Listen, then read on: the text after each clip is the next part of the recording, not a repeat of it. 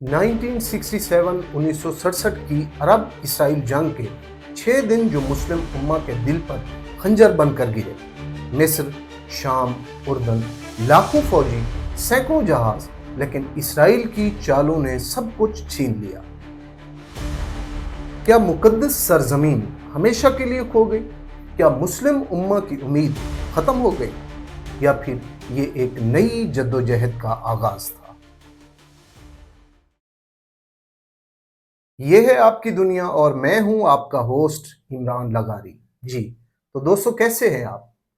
दोस्तों, 1967 की अरब इसराइल जंग, जिसे 6 रोज़ा जंग भी कहा जाता है, जदीद मशरक़ वस्ता की तारीख का एक इंतहाई दिलखराश और तबाहकुन बाब है। ये जंग मुस्लिम दुनिया के लिए ना सिर्फ एक फौजी शिकस्त थी, बल्कि एक गहरा इज्तिमाई गम, जिल्लत और नुकसान का लम्हा थी।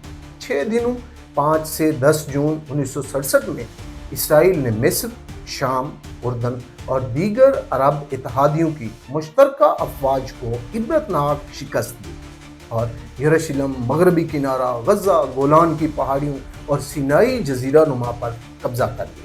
इस तबाही के असरात आज भी मुस्लिम उम्मा के दिल में गहरी चोट की तरह मौजूद है। आज हम इसराइल अरब जंग 1967 के पस मंज़र, उसके वाक़ियात और उसके दिल खराश नताइज की एक रंजीदा तस्वीर पेश करने जा रहे हैं। दोस्तों, 1967 से पहले मुस्लिम दुनिया एक नाजुक उम्मीद से भरी हुई थी। 1950 और 1960 की दहाइयों में अरब कौम परस्ती अरूज पर थी और मिस्र के जमाल अब्दुल नासिर जैसे रहनुमाओं ने लाखों दिलों को मुत्तहद किया। नासिर का पान अरब इत्तेहाद, साम्राज्य दुश्मनी और फ़लस्तीन की आज़ादी का ख्वाब मुस्लिम दुनिया के लिए एक अजीम मकसद था। फ़लस्तीन की जद्दोजहद जो 1948 के यौमुल नकबा, जब लाखों फ़लस्तीनी बेघर हुए, से शुरू हुई थी। यही वो जद्दोजहद मुस्लिम उम्मा की यकजहती की अलामत थी। मस्जिद अल-अक़सा इस्लाम का तीसरा मुक़द्दस मकाम उस जद्दोजहद की रूह थी। उसका सुनहरी गुंबद ईमान और मुज़ाहमत का निशान था। लेकिन इस जोश के साथ उन ममालिक के दरमियान दरारें मौजूद थीं। अरब ममालिक सियासी दुश्मनियों, नज़रियाती इख्तलाफात और अंदरूनी कमज़ोरियों से दोचार थे। दोस्तों, मिस्र, शाम, उर्दन जो सरहदी ममालिक थे, इक़्तिसादी चैलेंजेस और फ़ौजी नाअहली का शिकार थे। दूसरी तरफ इसराइल ने मगरबी हिमायत, जदीद हथियारों और मुत्तहिदा कौमी अज़्म के साथ अपने आप को एक ताकतवर फ़ौजी मशीन के तौर पर तैयार कर लिया। मुस्लिम दुनिया जो अभी नौ आबादियाती निज़ाम और 1948 की शिकस्त से संभल रही थी, ने नासिर जैसे रहनुमाओं पर अपनी उम्मीदों का महवर कर लिया था। मई 1967 में हालात की कशीदगी अरूज पर पहुंच गई थी। मिस्र ने सिनाई से अक़वाम मुत्तहिदा की अम फौज को निकाल दिया और इसराइली जहाज़ों की समुद्री नकलो हमल के लिए आबनाए तेहरान बंद कर दी, जिसे इसराइल ने जंग का ऐलान समझा। नासिर के पुरजोश किताबात ने अरब दुनिया में एक नया जोश भर दिया। रेडियो पर आज़ादी के नारे गूंज रहे थे और मुस्लिम ख़ानदान अपने घरों में जमा होकर मस्जिद अल-अक़सा की आज़ादी के ख्वाब देख रहे थे। लेकिन ये ख्वाब जल्द ही चकनाचूर होने वाले थे। 5 जून 1967 की सुबह इसराइली जंगी जहाज़ों ने मिस्र के हवाई अड्डों पर हमला कर दिया। एक मनसूबाबंद हमले में मिस्र के तकरीबन 90% जंगी जहाज़ तबाह हो गए थे, यानी 300 से 340 जहाज़ तबाह कर दिए जो उड़ान भी न भर सके। ये मंजर, जलते हुए जहाज़, टूटा हुआ धार और तबाहशुदा रनवेज, मिस्र के लिए एक सदमा था। जो अरब इत्तेहाद की रीढ़ की हड्डी समझा जाता था, मुस्लिम दुनिया जो मिस्र की फौजी ताकत पर भरोसा कर रही थी, हैरत और गम में डूब गई थी। शाम और उर्दन ने जवाबी कार्रवाई की कोशिश की।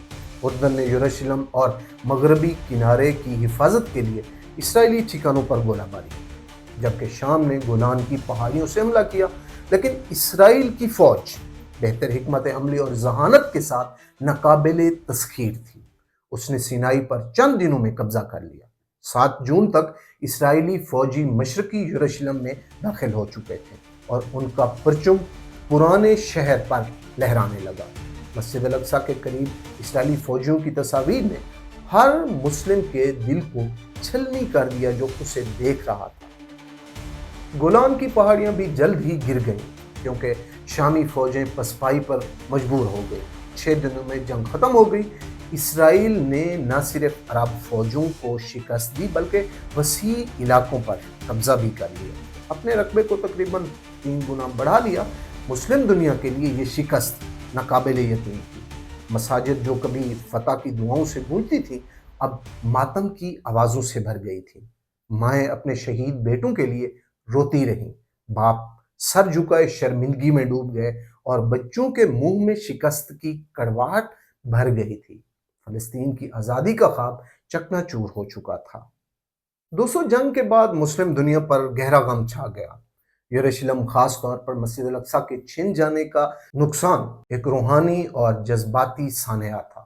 صدیوں سے مسلمان اس مقدس مقام کی طرف رخ کر کے نماز پڑھتے تھے اور اب یہ اسرائیلی قبضے میں تھا۔ مشرقی یروشلم کی گلیوں میں جہاں انبیاء چلتے تھے وہیں اسرائیلی فوج کی موجودگی نے مسلمانوں کو بے بسی سے دوچار کر دیا۔ جمعے کے خطبوں میں غم کی لہر تھی اور امام اپنی جماعتوں کو تسلی دینے کی کوشش میں ناکام ہو رہے تھے۔ علاقائی نقصانات بھیانک تھے۔ مصر نے سینائی کا جزیرہ نما کھو دیا، اردن نے مغربی کنارہ اور مشرقی یروشلم کھو دیا، اور شام سے گولان کی پہاڑیاں چھین لی گئی۔ غزہ بھی اسرائیلی قبضے میں چلا گیا اور اس کے لوگ دہائیوں کی مشکلات کا مقدر بن گئے۔ دوستو، یہ محض زمین کے ٹکڑے نہیں تھے، یہ سرزمین مسلمانوں کا دل جو تاریخ اور ایمان سے بھری ہوئی تھی۔ اس قبضے نے فلسطینیوں کی ایک نئی نسل کو بے گھر کر دیا جو اپنے گھروں سے فرار ہونے یا نکالے جانے پر مجبور ہوئے۔ سیاسی طور پر اس جنگ نے عرب اتحاد کے کھوکھلے افسانے کو توڑ دیا۔ ناصر جو کبھی ایک عظیم رہنما تھا رسوا ہو گیا۔ 9 جون 1967 کو اس کے استعفے کے خطاب نے مسلم دنیا کو آنسو میں ڈبو دیا۔ اگرچہ عوامی اتحاد کی وجہ سے اس نے استعفیٰ واپس لے لیا، لیکن جنگ کا نقصان ناقابل تلافی تھا۔ عرب دنیا کا اتحاد ٹوٹ چکا تھا اور پان عربزم کا خواب دھندلا ہو کر رہ گیا تھا۔ دوستو، انسانی نقصان بھیانک تھا۔ ہزاروں جوان جو حق کے لیے لڑ رہے تھے شہید یا زخمی ہو گئے۔ مصر، اردن اور شام کے خاندان سوگ میں ڈوب گئے۔ فلسطین میں قبضے نے کرفیو، چیک پوائنٹس اور روزمرہ کی جدوجہد کو جنم دیا۔ پوری مسلم دنیا فلسطینیوں کی تکلیف کو محسوس کر رہی ہے۔ 1967 کی جنگ صرف ایک فوجی شکست نہیں تھی، یہ مسلم امہ کے لیے ایک نفسیاتی اور روحانی صدمہ تھا۔ مسجد الاقصی کا نقصان، عرب فوجوں کی پسپائی اور مقدس سرزمین کا قبضہ ایک گہری بے عزتی کا باعث تھا۔ اس جنگ نے مسلم دنیا کی کمزوریوں، اس کی تقسیم، پرانی حکمت عملی اور اسرائیل کی طاقت کو کم سمجھنے کو بے نقاب کر دیا۔ بہت سے مسلم لوگوں کا کہنا تھا کہ شاید اللہ ہم سے ناراض ہے، حالانکہ جنگ میں پسپائی ان کی اپنی ناقص حکمت عملی کی وجہ سے تھی۔ تاہم اس غم میں لچک کی کرنیں بھی تھیں۔ جنگ نے ایک نئی نسل کو بیدار کیا جو دوبارہ تعمیر اور مزاحمت کے لیے پرعزم تھی۔ فلسطین لبریشن آرگنائزیشن نے عالمی توجہ حاصل کی اور مساجد و یونیورسٹیوں میں اتحاد، تعلیم اور اصلاح کی ضرورت پر غور شروع ہوا۔ فلسطینی جدوجہد کے لیے عالمی مسلم حمایت مزید مضبوط ہوئی۔ پھر بھی زخم باقی رہے۔ 1967 کے قبضے نے دہائیوں کے تنازعات، آباد کاریوں اور انسانی حقوق کی پامالیوں کی راہ ہموار کی۔ مسجد الاقصی اگرچہ اب بھی عبادت گاہ ایک تنازع کا مرکز بنی ہوئی ہے۔ مسلم دنیا اس جنگ کو ایک زندہ یاد کے طور پر یاد رکھتی ہے، جو ان قربانیوں، خوابوں کی یاد دلاتی ہے جو اب بھی باقی ہے باوجود اس عظیم شکست کے۔ یہی وہ 1967 والی اسرائیل عرب جنگ تھی جس نے پوری مسلم امہ میں اسرائیل کا نہ ختم ہونے والا خوف پیدا کر دیا، جو آج بھی دیکھا جا سکتا ہے۔ حالانکہ اسرائیل کوئی اتنی بڑی پاور نہیں ہے، اس کی چھوٹی سی فوج ہے، اس کا چھوٹا سا رقبہ ہے جسے اگر عرب اتحاد چاہیں تو ایک پل میں ختم کر سکتے ہیں۔ اگلی بار پھر ملتے ہیں کسی اور دلچسپ موضوع کے ساتھ. اپنا خیال رکھیے گا. کیپ ان ٹچ وتھ آپ کی جگہ.